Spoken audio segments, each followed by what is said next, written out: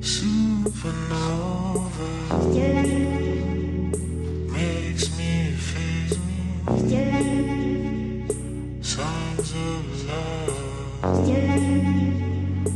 under the moonlight. Wisdom, wisdom, wisdom, wisdom, wisdom, wisdom,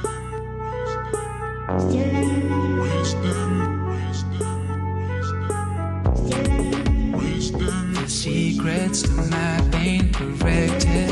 We learn with a passion protected. So timeless we move, with our hearts so connected. Take my hand, walk with me through this door. Together we can win. I'll take your hand, walk with you through this door. Together we can win.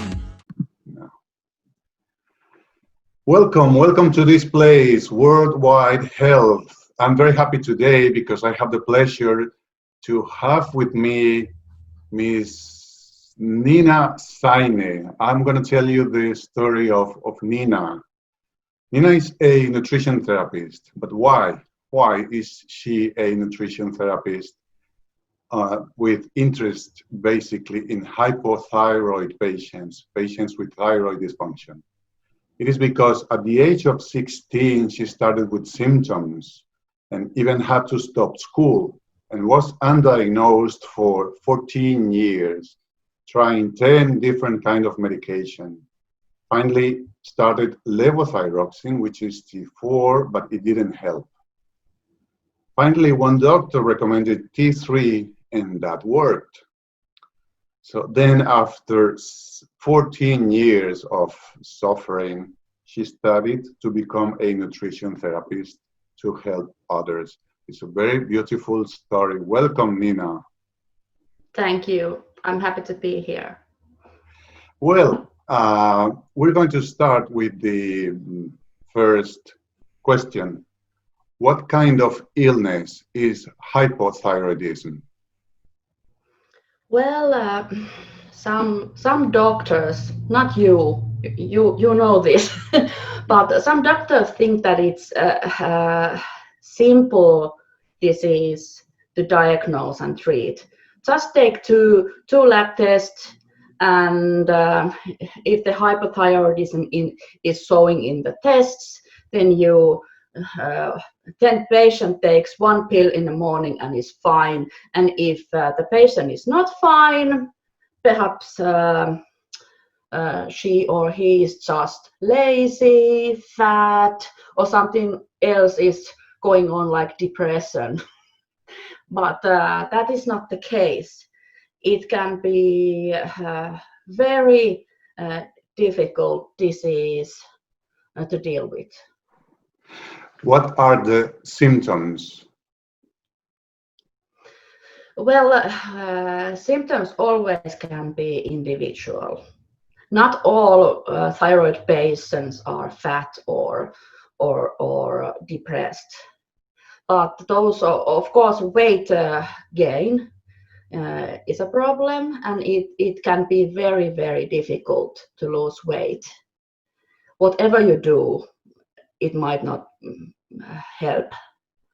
And then constipation, dry skin, tiredness, depression, and digestive tract problems, like problems digesting food.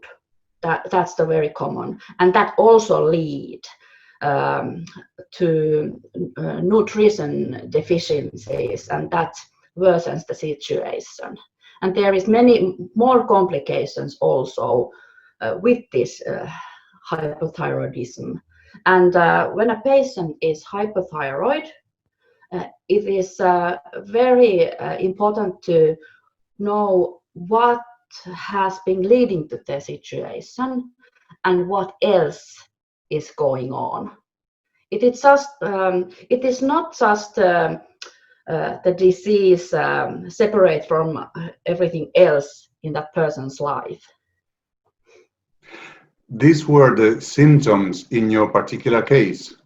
When you started at the age of 16, these were the main symptoms you had.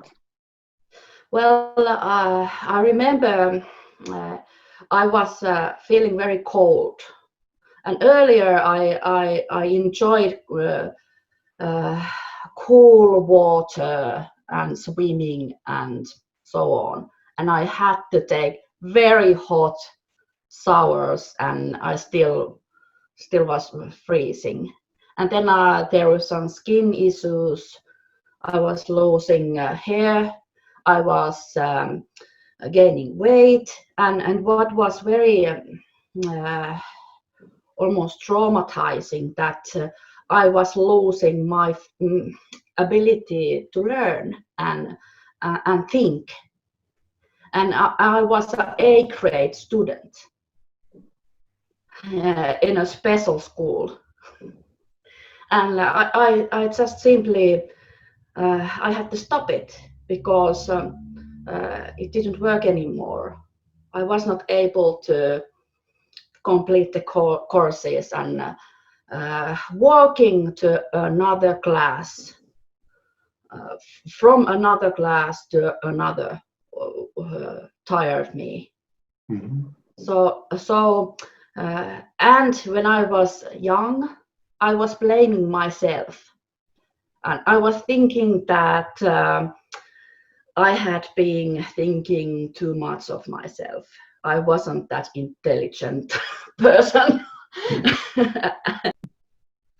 Well, effectively, patients with hypothyroidism have a lot of symptoms. Even as a cardiologist myself, I see a lot of patients with shortness of breath, swollen legs, that they are sent to me by the GPs, thinking this is a cardiological problem, but it's just partially treated hypothyroidism. Nina, what kind of difficulties patients are facing all around the world now? I'm aware of the Finnish problem. We have this problem in Finland. T3 prescription is forbidden. What can you tell us about this? Well, it's not officially forbidden, but it has been very, it's a very stupid situation in Finland, but also there is common problems also globally. And when you think that most of the people are women, they are treated like not always, they don't always, or often they don't feel they are heard properly. The doctors don't really listen, and doctors often treat them as a lab results.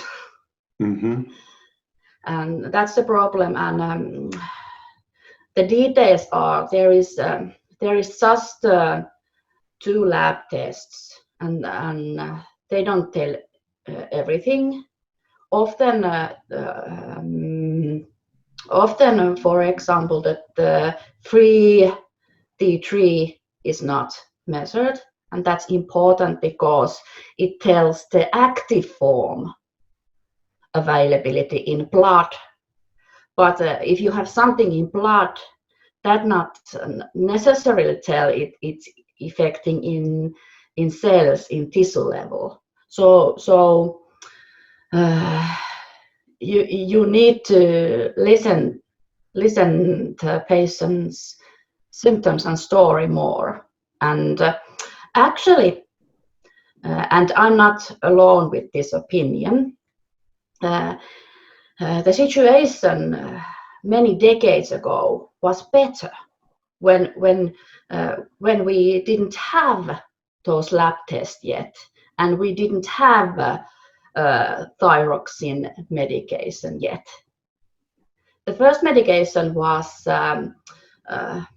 natural desiccated thyroid, and it's now available from they make it from porcine thyroid tissue, and it works, and it has been using successfully. And there is also active T3, which I'm using, and some use combination therapies, and it's individual what works, and these different kind of medication should be tried. What works to patients, not that just according to blood tests alone. And in my situation, you know that lab tests are not always even necessary. I know my dosage, and I know when I need to. I know in my body if it needs to be changed. And early days of medical treatments, doctors was wiser with this. They saw the symptoms, and they measured temperature. And sometimes when you try to work with the dosage, the thermometer,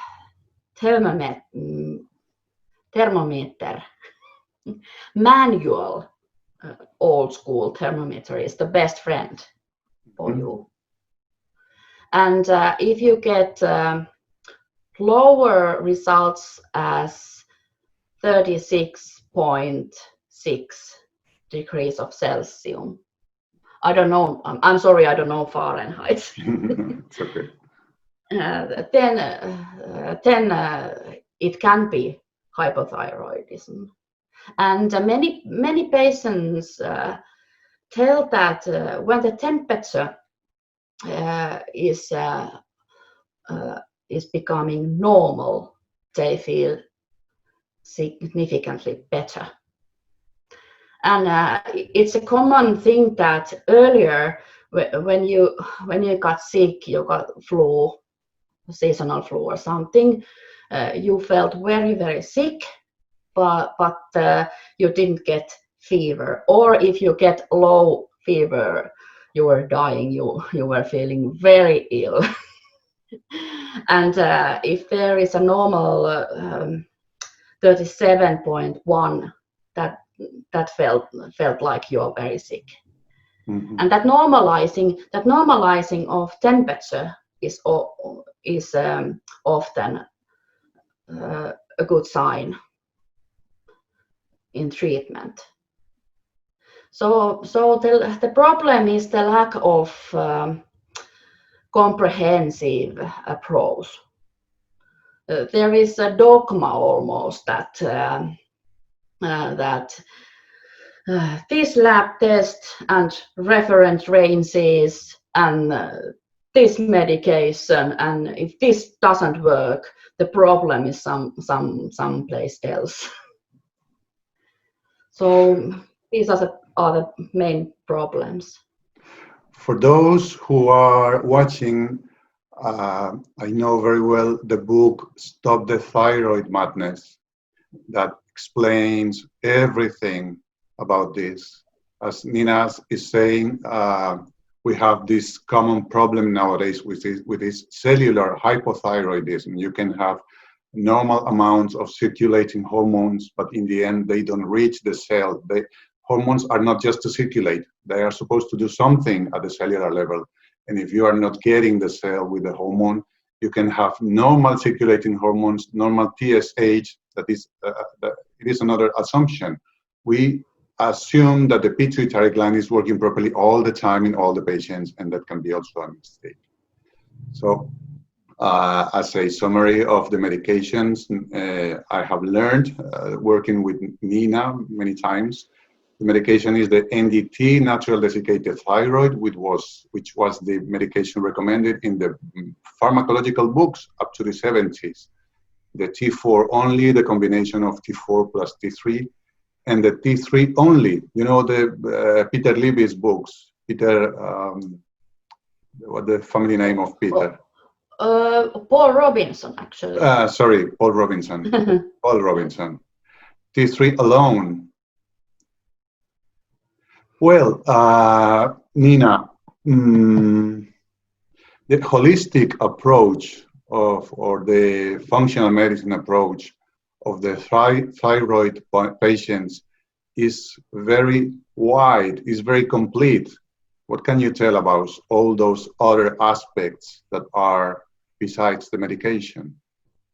Yeah, well, that's very individual, but many thyroid patients feel better, significantly better, when they eliminate gluten and dairy products from their diet, and or often the paleo type solutions works very well, but it's not just the diet.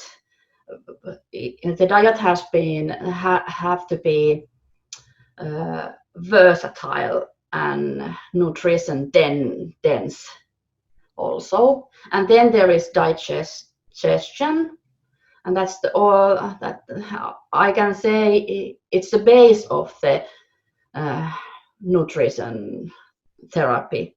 If you eat something, it has to be end to your body. And that's through the digestion and digestive tract. That's important, and there is wrong kind of diet and stress and many kind of gut issues can damage the digestion, and that's very common in hypothyroid patients. And also correcting the nutrition deficiencies, that's very important. And often many kind of supplements are needed, at least at first. But if you have these kind of problems, the need of supplementation can be long term, because your requirements are bigger than in a very healthy person. And then, of course, mental and social aspect. How is your life? How is your stress levels? Are you happy? Do you have bad relationships or even toxic relationships? They make you sick, even if you do everything right about diet and exercise and sleep and so on. So it's very comprehensive, and also what other illnesses and symptoms you have. What are the main supplements you should recommend? I would say you need to have everything. There is just not one what you individually lack of.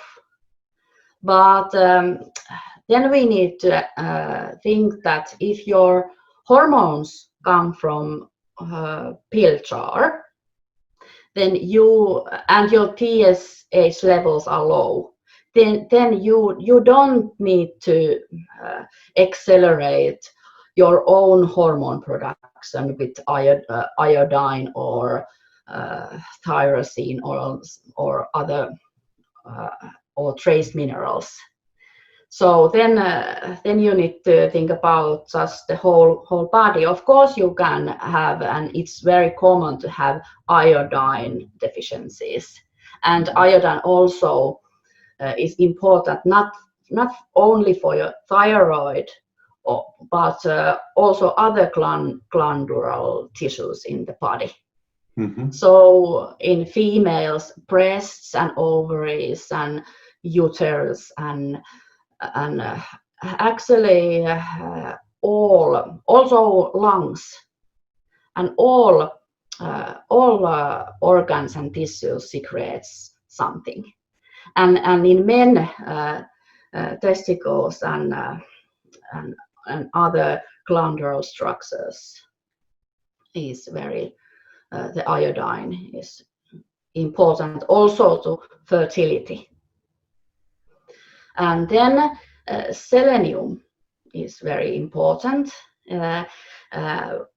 We could talk more about the conversion of thyroid hormones from inactive form T4 to active form T3. And that happens with enzymes containing selenium. And selenium also is in antioxidant molecule called glutathione peroxide. And that protects the thyroid tissue very much, and there is also some interesting research about it. So iodine is considered dangerous for thyroid patients, for their thyroid, especially if they have autoimmune disease in thyroid. But it has been learned that selenium is the protective effect in the bottom of this issue. So first, check that your selenium levels are okay. You can take, first you can take 200 micrograms of selenium for a few weeks or a couple of months. And then you can drop it to 100 micrograms. Too little, not good. Too much, not necessarily needed. And there, I know there is also therapies with very high dosages, but you definitely need to know what you're doing then. Yeah, that's very important. Yes, and there is if you want to support your own thyroid hormone production, it's important to know that it needs enough iron, zinc, and copper also. And then vitamin A from liver oils, for example. It's important because it is needed when our cells make hormonal receptors for thyroid hormone. But of course, these are a few examples what is needed. But I would say that your health and nutrition level is just as good as their weakest link. So there might be individual aspects. Someone can have B12 levels low, or vitamin D levels low, or something else. So we need to consider what kind of diet is. Do you get it enough from your food? Is it digested? Do you have stress? Because stress increases the need of many kind of nutrients like vitamin C and pantothenic acid, which is B5 vitamin, and magnesium, for example. So what's going on in your life and your body, according to that, is good to work with. Amazing, amazing. Nothing like a patient to teach doctors. Let's say just a few words about the cause of hypothyroidism. Because when you were mentioning selenium, for example, mercury blocks selenium, and you can have hypothyroidism due to heavy metals, for example, and is there the Hashimoto. What can you tell us about the origins of the hypothyroidism? Well, of course, we don't know everything. We know it partially, but we know many things still. For example, I had a mouthful of mercury fillings when I was 6 years old. I don't know if that can do something. Wow. 6 Yeah. years old. Yes. Yes, and I had very nice and white smile with those Metal metallic. things. Yes. Yeah. And then all heavy metals. One thing, and of course you can have genetic things. It all often goes in families. Many there is families with thyroid issues, and thyroid patients can be a bit slow, so they marry other slow person. And they produce a bit slow and hypothyroid kids. Well, but yeah, genetic aspect. And then also the gluten intolerance and celiac disease, and that causes changes in your gut, and it can make your gut too. It can increase your gut permeability. So different stuff from gluten and dairy can leak through your gut to your system. And then your immune system doesn't approve that because it is not ingested into small enough particles. And the body thinks this is an enemy and attacks it. And if there is something wrong with the system, it can see similar structures in other tissues like thyroid gland, and it can think that's an enemy too and attacks it. So that is how autoimmune diseases and autoimmune forms of thyroid issues like Graves' disease and Hashimoto's disease can start. But also it is possible that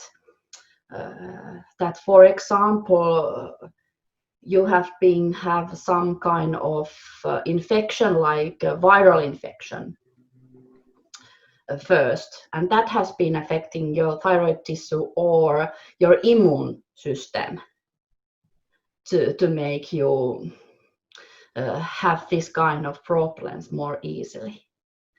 So there is no certain ways of knowing individually what has been causing your thyroid issues, but there is things to consider, also iodine deficiencies and selenium deficiencies and other nutrition deficiencies. Well, regarding ferritin, something to say about low ferritin? Well, I say the main thing first. Never ever measure just ferritin. It is not the same thing as your iron levels. If you are measuring ferritin, you have to measure also transferring saturation and serum iron. And also it can be helpful to measure red cell index, so you can see how your red cells are, is there, how many and what sizes, and you can also think about other things that iron in blood formation. So I'm amazed I still have hair, because I want to pull my hair off when I hear the word ferritin. Yes. because okay, it's important, but it's more complicated. It can be very, ferritin levels can be very what's the word, Unreliable. unreliable, yes. They can be low and you still have enough iron in your body. It's just in wrong place.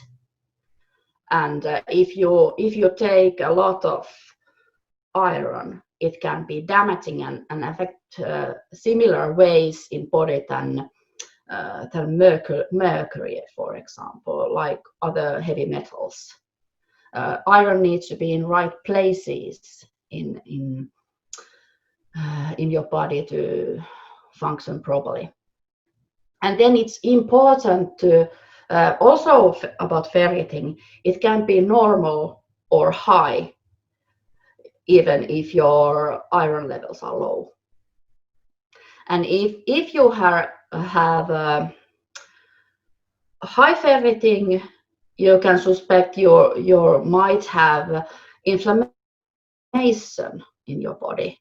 And if your ferritin levels are low, you might have or not iron deficiency, or you might have other problems like lack of amino acids, because ferritin is a protein.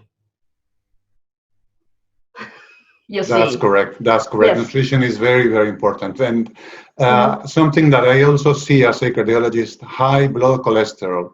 So here we have the complete circle of a partially treated hypothyroid patient, who is full of prescription medicines, the antidepressant, the sleeping pill, the cholesterol pill, the water pill because the swollen legs, and there are many, many prescriptions. So if you get a patient properly treated, then you will lose benefits from the pharmaceutical industry. What do you think about the high cholesterol, the cholesterol madness? Why we are doing damage when we put a hypothyroid patient on statins that blocks coenzyme Q10? How can it affect the thyroid function? I'm not sure about I think the main effect is that the main reason leaves untreated. And if you don't get enough T3 hormone, the active thyroid hormone, it's bad for your muscles, and your heart is a muscle. That's and right. if you take statins, your ubiquinol levels drop and you feel tired, less energy is produced, and that's also very bad for your heart. So it's not the solution. Not at all. Taking to statin every person. Yes. Every other person in this planet. Well, Nina, any final comments to your followers, to the patients, to people in general? Any advices? Okay. Yes. Well, what helped me most is to take the full responsibility for your own well-being and health. Don't give that for everyone, for another person. Don't expect there is some knight in a shining armor comes and rescue you. You need to do that yourself, and you need to even you just have 2 brain cells left because of your hypothyroidism. You need to use those and start to research and ask other patients in social media peer groups what has helped them, but listen to many patients, because what helps another person doesn't always help another. And be patient. You need to take time to learn things, and also the basic knowledge of human body, physiology, anatomy, and that can help you to understand your body and health better. So just go to library, for example, but wear a mask. Nina Saine, a very good friend from Finland, an expert in thyroid problems. Thank you very much for being here today, and hopefully we'll be meeting again for more of these informative sessions. Thank you very much. Yes, thank you. Bye-bye, take care. Take my hand, walk with me through this door. Together we can win. I'll take your hand, walk with you through this door. Together we can win. Still under the moonlight, we're moving to the daylight. Still under the moonlight, we're moving 'cause it feels right. Still under the moonlight, we're moving to the daylight. Still under the moonlight, we're moving 'cause it feels right. Still taking time. Still with the ones I love.